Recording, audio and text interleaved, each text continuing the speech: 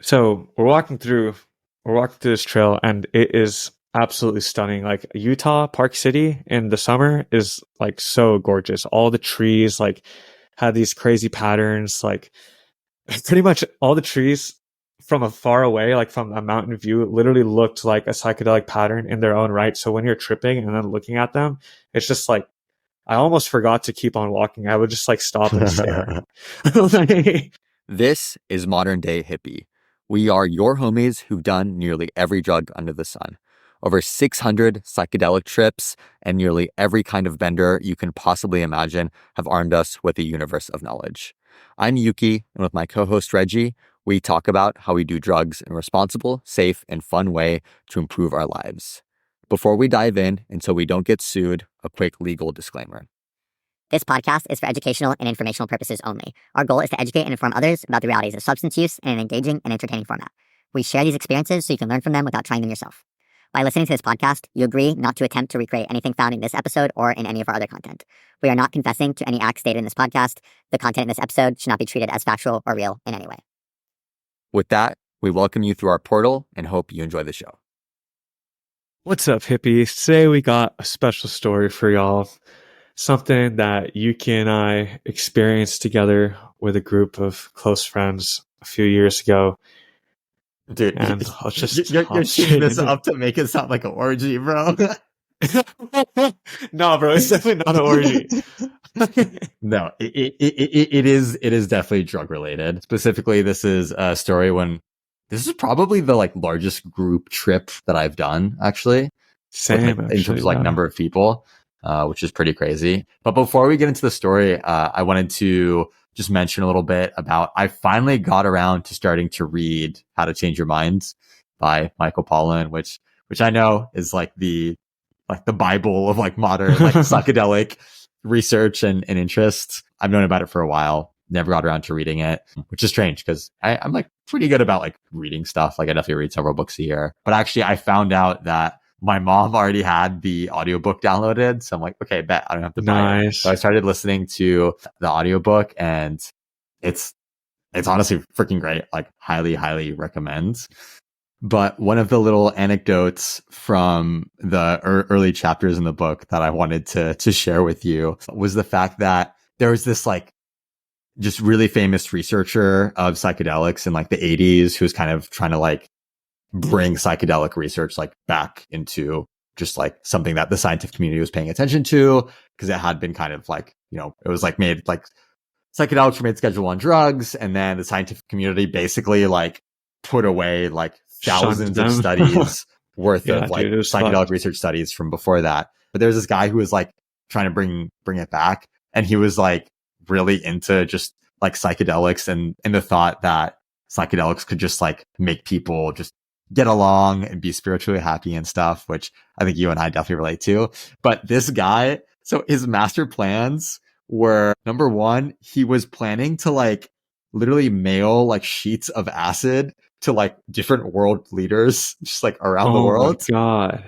And then he also, no, I don't think he ever got around to it. And then on a similar note, he tried to like, he really wanted to send like MDMA like crystals to the group of like physicists over in the Soviet Union who are working on like the USSR nuclear weapons and developing those. He just wanted to give them all MDMA and the hope that like they would stop. Like nobody done that.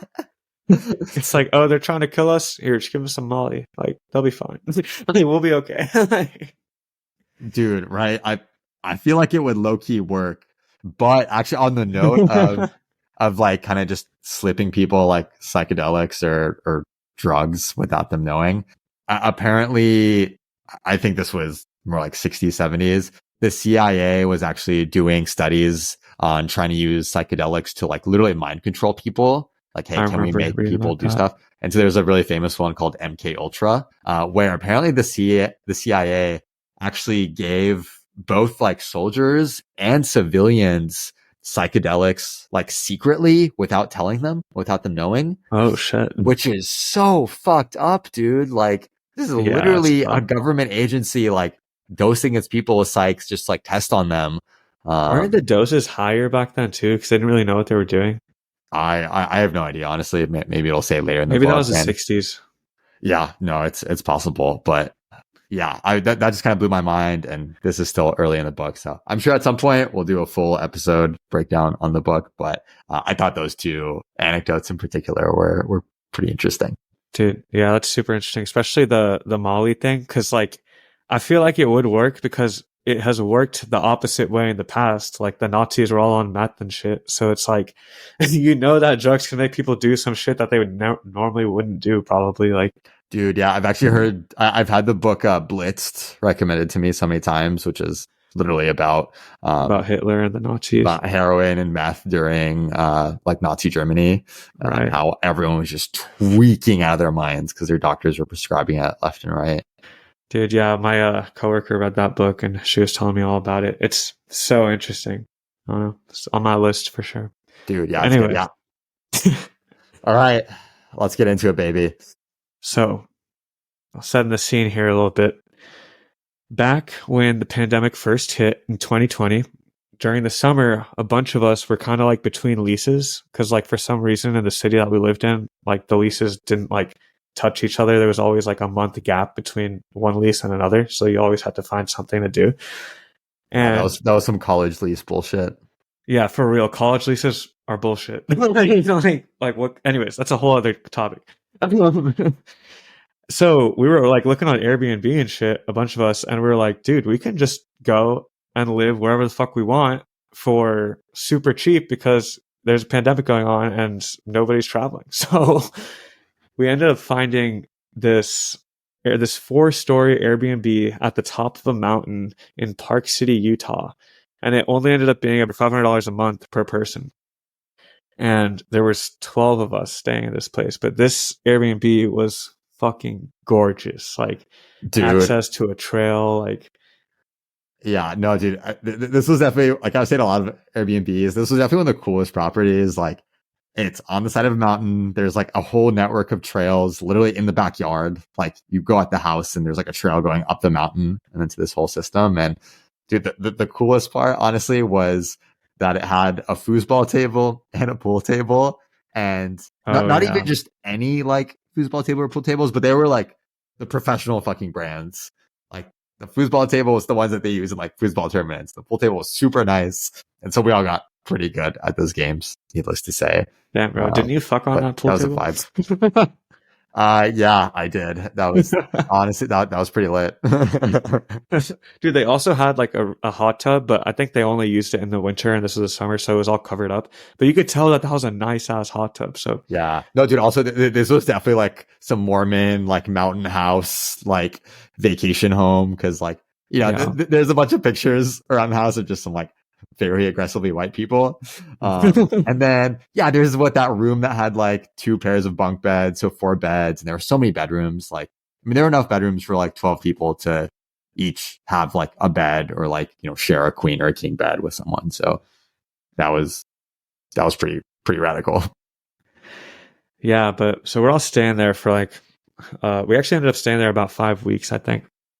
And some of the people came and went at different times because not everyone could stay for the entire 5 weeks.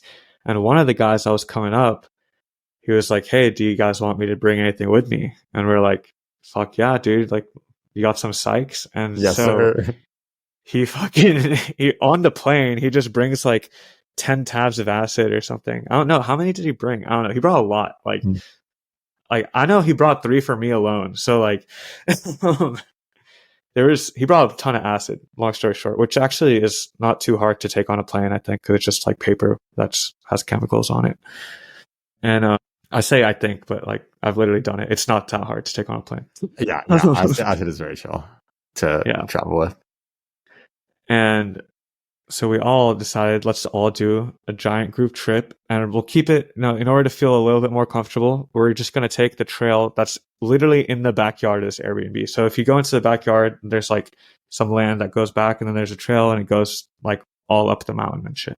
So we're walking through this trail, and it is absolutely stunning. Like, Utah, Park City in the summer is like so gorgeous. All the trees like had these crazy patterns. Like, pretty much all the trees from a far away, like from a mountain view, literally looked like a psychedelic pattern in their own right. So when you're tripping and then looking at them, it's just like I almost forgot to keep on walking. I would just like stop and stare. Like, but Yeah. the acid that he brought was like pretty strong, man. Because at a certain point, we were just like on some bullshit, dude. Like I started like naming rocks, like like these little pebbles. Now there's this one rock that looked just like a fucking chicken nugget, man. And I just picked up this rock, and I swear I tried to eat it, dude. I put it in my mouth and I bit, and I was like, "Oh shit, that fucking hurt." But then I named him Jimmy, and that was the whole start of another thing. Hey, hippies. We hope you're enjoying the show so far. If you're listening to this on Spotify or Apple Podcasts and are having a good time, you need to come over to YouTube and subscribe to the Modern Day Hippie YouTube channel. We publish exclusive video content, and I promise you the experience is richer and more interesting. So if you're getting any value at all, stop what you're doing, open up the YouTube app, and subscribe at Modern Day Hippie. If you're watching this on YouTube and aren't subscribed yet, what are you doing? Go press subscribe. Thank you, and enjoy the rest of the show. Dude, yeah. So then from that point on, every fucking rock we saw, which there were a lot of, they were all just named Jimmy. So we're like, Yeah. there are a lot of Jimmys around these parts. And Hello, Jimmy's. yeah, dude, I think there were there's probably like 8 or 9 of us in this group. Like, there were a lot of us, and we were all on this fucking like Jimmy vibe. And I will say, like, so we took the trail behind our house, like kind of up the mountain, and then that connected to like a whole system of trails. And I don't think we realized it, but I feel like some of these trails were mostly meant for just mountain biking. They were like super narrow. And so significant parts of it were like literally just like single track, like only wide enough, like one person or one bike, like side by side, or like no one side by side. Yeah, like we'd be like tripping and walking and like looking at rocks and shit. And there would be like these groups of mountain bikers coming through, just being like, coming through. Oh, fuck. And dude, at some point or in this part of the trail, like it wasn't sketchy in the sense that like, you know, there was any like cliff where we'd fall, but like we had to go uphill up this like pretty steep portion through this like brush to like get out of the way of these like bicyclists. And I specifically remember we all just kind of like chilled there for a while because we're like, oh, we're so tired of just like getting out of the way out of the bicyclists. Like, because that specific part of the trail was like, you're either on the trail or you're like in the brush, like on fairly steep terrain. But I remember once we got past that section of the trail, there was like this like larger clearing area in the forest. And we like literally made the equivalent of a snowman, but out of rocks. It was like a rock man. Dude, it was Jimmy, bro. We made Jimmy. We literally stacked up. We found a bunch of rocks that were all like in the area, obviously. And we stacked them all up, like biggest on the bottom, and kept on stacking as high as possibly could. And we ended up getting it to like probably 5 feet tall, maybe like 4.5 feet Dude, tall. It was sizable. Yeah. And then that just became our son, Jimmy. And we just take pictures with him and shit. It was like really stupid. But that's just like how hard we were tripping. And it was pretty interesting just like tripping and watching the different ways that people react when they're tripping. So for example, Yuki's girlfriend got super horny when she was tripping for some reason. And like she kept complaining about, she's like, oh my God, I'm so horny. I don't know what this ass is doing to me. So we'd all look at Yuki and be like, all right, Yuki, like you gotta take care of this, man. And then Yuki would be like, nah, man, there's no way my dick works right now. No, dude. Okay, so she's always like this. Like tripping makes her like not that horny, but like it definitely like makes her like hornier than baseline. Whereas for me, like tripping does the opposite. Like when I'm tripping, I like forget that I have like genitals. I forget that I'm like a creature capable of like sexual intercourse. Like I'm just like a blob who just like vibes with like the energy of the universe. I'm like sex is like the last thing on my mind when I'm tripping, like most of the time. So dude, that's probably like no more than like the 3rd time that I had tripped with her, because that was like pretty early on in our relationship. And I remember even the first time her and I tripped, the same thing happened. She was like, I'm so fucking horny. And I'm like, God. I literally like did not know how to respond. I'm like, like in my head, in my trip state, I'm like, I know what it means, but I like don't get it. I don't understand it. And so it stresses me out. I'm like, I wish I could help you, but I really can't. Like, dude, it's got to be different for girls. Like, we did a whole podcast episode about like sex on drugs. Like, y'all should check it out if you haven't already.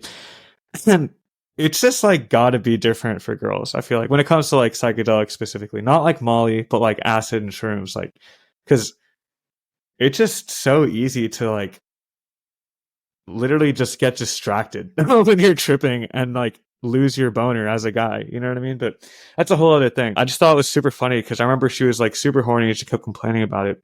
And then when we got back, she told me that like a few hours after like we got back, she told me that she went into the room and then just put on like noise canceling headphones and then played Odessa while masturbating. It was like the craziest experience ever. Oh, that's vibes. That's something she would do, and I love that for her.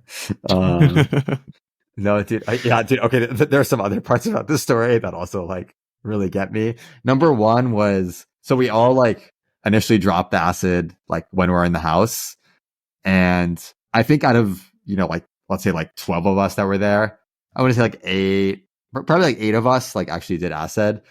Everyone else was just gonna like stay back at the house, like just vibe, watch TV, whatever. But my girlfriend, like earlier on the trip, she had kind of like rolled her ankle pretty badly.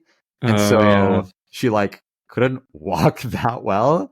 And so in her head, like we were going to trip and just stay around the house. I don't think she realized like all wanted to go on this hike. So like as we're coming up, we're like, all right, time to go on the hike. She's like, wait, what?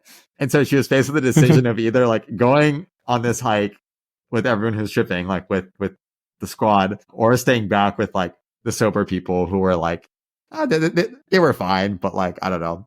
I don't think they're that cool with people, to be honest. No, those people just like didn't vibe with everyone else, like in general. So it's like, yeah, that's facts. Like as much, you know. Yeah, and so she made the decision to like go on the hike. And so going uphill, like she was doing all right. But I remember like, you know, after we made the giant Jimmy, we took selfies with him, which literally somewhere in my camera roll, there's literally a selfie with like 8 of us, just like dude, fucking our buddy has his like arm around the rock fight.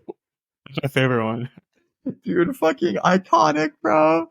I wonder who found that rock statue or whatever, and like, because people definitely have like walked by it after us. Like, I wonder what they were thinking, you know. But anyways, yeah, I mean, there's only one way to find out if it's still there, you know. There's no way it's still there, but yeah, you were saying about girlfriend with the rolled ankle.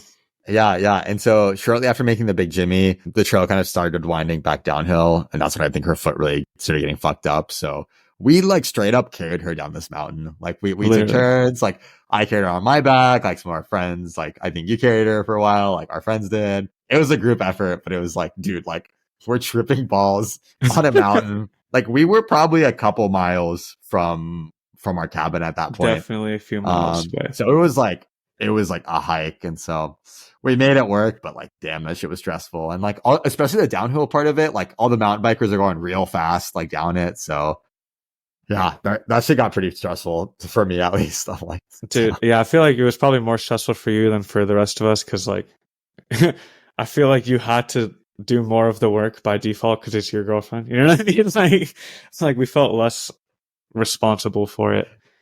But which makes a difference when you're tripping, you know what I mean? Definitely. But yeah. I just remember when some of the people who were back at the house, when they came in to pick us up, they pick us up in this actually in my dad's old SUV, and they're just blasting this like music from Interstellar. It's like super trippy music. And they kept on pretending like they weren't playing any music. Like, what are you talking about? And it's like, what are you guys doing? Like, why are you fucking with us? Like, we're tripping. We're not like, dude. Okay. That was your car. So I don't know if you remember, but there were 2 cars that came to get us because there was too many of us that all fit in one car. Oh, and it was only me and my girlfriend who went in the other car. Like you guys all went in one car together. It's kind of shitty in the moment, but whatever. And the person driving the car we were in was this girl in our group who was like super religious. And so there was like no music in the car. It was kind of like awkward. Obviously, because we were tripping, we felt like it was like the car ride just took forever. She was like, so like, how does it feel? Oh my God. And we're like tripping so hard. I'm like, I don't want to have this conversation with you right now. That's so awkward. You're like being judged. Super stressed in this situation. Yeah, dude, honestly, like that part was not the best time. I'll be honest. Yeah, I could see how we had very different experiences. I was just like, like laughing about the Interstellar music, and like it was like a joke, and it was honestly pretty funny. Like I appreciated it. I've had an Uber driver do something very similar to me when I was tripping, and I appreciated it. You know what I mean? Like, but yeah, that's funny. Dude, Man, speaking of that, dude, I don't know if I mentioned this to you before, but at some point I was like just taking an Uber around my city. Like I was just having like a bender night out. I was going from like just one party spot to another party spot. I was like, I think it was just K'd out of my mind. And like my Uber pulls up, I get in. Bro, I swear I step in. It feels like I've stepped into like a shaman's tent. Like this guy, I swear to God, he had like incense in his car. And like he had like one of those like meditation pillows like under the passenger seat where I was sitting. nice. Dude, he just looked like fucking spiritual. He's like, yo, what's up, man? And then he played the fucking song American Boy, but the version or the remix he played was at half speed. But in the moment, because I'm on ketamine, I didn't know if it was the song or if it was me, like in my head, like doing the song at half speed. And he was such a vibe. Like I think we were just like shooting the shit for a little bit. He drops us off at the next party spot. He's like, bro, have such a good night. Oh thanks, man. Yeah, I tipped him like $10 or something. I'm like, you're a fucking homie, bro. Legend. You're at the club and the music is thumping, but you've got nothing left in the tank. So what do? Sniff some cacao. Yep, you heard that right. Sniff some cacao. It's the hottest new trend in the club and party scene. One bump-sized sniff of raw chocolate powder contains the caffeine equivalent to a half cup of coffee, and boom, it hits instantly. And the best part is you can now sniff cacao anytime, anywhere. Right out in the open, in front of the DJ booth or the stage, even at the VIP table with your friends. Now, how does that happen without drawing unwanted attention? Well, Snogo's spring-loaded bump straws make it possible. These classy, triple mirror polished bump straws are the safest, most discreet way to enjoy sniffing cacao. In fact, you've most likely already seen people wearing Snogo's bump straws as pendants around their necks without even knowing it. Discover why sniffing cacao using Snogo bump straws is being called the biggest revolution in partying since the invention of rock and roll. Jump on over to snogostraws.com to learn more. That's SNOGOSTRAWS.com and use discount code MDH25 for 25% off your entire order. Yeah. But no, dude, yeah. Park City trip, we get back. And I think by that point, like we were like everyone was like on the come down, but we were still definitely feeling it. And I think a bunch of y'all started cooking and you were like trying all these different foods and you're like, oh, dude, these foods are so good. Oh yeah. Yeah. And that was like on a trip, bro. No, exactly. And I'm like not at all, but I think that was like one of my first times in a while, like trying to give food another chance while tripping. And dude, you don't eat the food when you're tripping, you experience the food. Like it's not even because you're hungry, it's just to see what it's like. Like that's like what me and one of the other people on that trip were saying the whole time. Like, that's fair. See, but like the thing is, like the experience of eating food when I'm tripping usually is not good for me. Like I don't know if it was specifically this Park City trip or another time, but I have this very vivid memory of eating a slice of pizza on acid. And I swear, as I was eating it, like my brain was deconstructing the individual ingredients. Like dude, instead of tomato sauce, I was just tasting like straight up like fresh tomatoes, which usually I love tomatoes, but it's mixed with like raw dough and like it wasn't raw cheese and shit. No, I know, but in my head it was like no, yeah, I know what you're talking about because I was in New York and we went to the same pizza place that was featured in Spider-Man 2. Gross, bro. Eating the slice of pizza and be like, wow, it tastes like plasma. Yeah. Like, obviously, I don't know what plasma feels like or tastes like, but in my head, that's what I was eating. Like, I don't even think I finished the slice, so I'm with you. That was pretty nasty. Like, even though the pizza was objectively, like, really good. It's just putting food in your body while tripping is something else for sure. Dude, actually, Park City days were when you were still in your crunch wrap era. Oh, yeah. I would make these crazy good crunch wraps. I could still make them, honestly. I just don't make them very often. But dude, they were fire. You made breakfast ones. You made like lunch, dinner ones. Oh, they were so good. We'd all just like literally in that Airbnb, I was like outside of the tripping night, like there was one night where we threw our own like formal. Like amongst ourselves, like we set up a photo backdrop, like we all got obliterated. We played drinking games during the day. Dude, I met some girl off Tinder and invited her, and she came and everything. She came to the formal. And then I ended up doing. We had some extra acid left over, and I ended up doing it with her. And then we were like, man, that's a whole other story. Like, but the highlight of it, my favorite part, was when we were in the jacuzzi in the master bedroom with the bubble bath going. Oh, yeah. And she was just blasting Lana Del Rey, and I was just like tripping my ass off. Just like all these little bubbles just popping in front of me. Like, yeah. Damn, that's beautiful, dude. What good times. All right. Well, I think that's a good place to wrap it up. Park City was a great trip. Definitely recommend visiting there. Definitely recommend tripping there if you ever get a chance. And with that, that's today's pod. Have a great day, guys. You've been listening to Modern Day Hippie. As you exit the portal, we have just one small ask of you. If you learned something new today, had a laugh, or resurfaced a drug story of your own, we want to hear about it. Drop us a comment on YouTube and show us some love on your favorite podcasting platforms. Internet algorithms really dog on us because of the topics that we discuss, so your support goes even further here than you might think. We'll catch you next week.